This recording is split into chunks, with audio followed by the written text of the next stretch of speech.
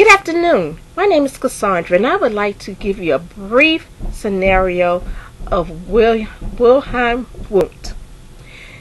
He is known as the founding father of psychology. He was born in Germany in 1832 and died in 1920. And during his lifetime, he did many experiments in his lab. He wrote 53,000 literatures, and that's enough to complete a whole library of information to determine why we should look at psychology as a science. He had poor eyesight, but yet he continued to create, discover, and decide what is going on. He discovered measurements and the powers of sensory and methodology. He also, which is the science of quantitative relations between physical magnitudes and sensation. He believed that psychology was a discipline. He also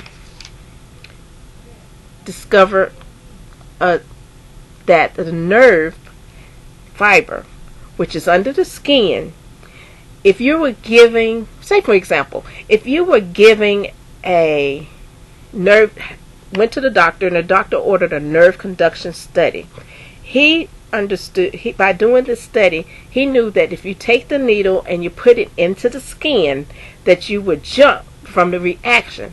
That is a stimuli. Did you know that the difference between any two stimuli is estimated to be equal if the relationship between the stimuli is equal? He also talked about consciousness. It can be divided into three major categories: representation, willingness, and feeling. So, with the little insert that I have given you about him, and also with him and his discovery of introspection, we found out that there's different origins of psychology, which is the philosophies relied on methods such as observations and logic, which is something that he did during his labs.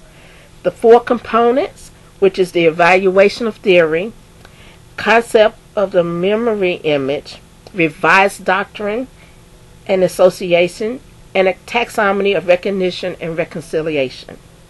So in conclusion, with all the different things that Wundt did during his labs and his studies, we can see why he was called the father of psychology, and also why his teaching of psychology is used today. Thank you for listening. Bye-bye.